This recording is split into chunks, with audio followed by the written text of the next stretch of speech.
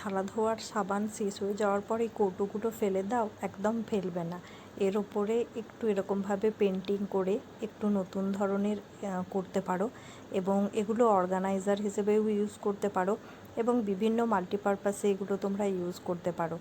আমি এটা প্ল্যান্টার হিসেবে ইউজ করব। দেখো, লাইন বরাবর বিভিন্ন কালার দিয়ে আমি একটু ডেকোরেট করে নিয়েছি।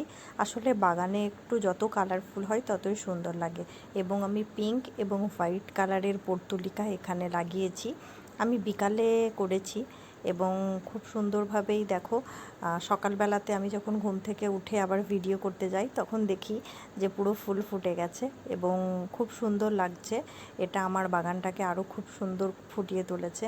তোমরা যারা এরকম ছোটোখাটো আইডিয়া করতে চাও তো এরকমভাবে করতে পারো। ভিডিওটি যদি ভালো লাগে প্লিজ তোমরা লাইক করো, কমেন্ট করো, শেয়ার করো এবং অবশ্যই চ্যানেলটিকে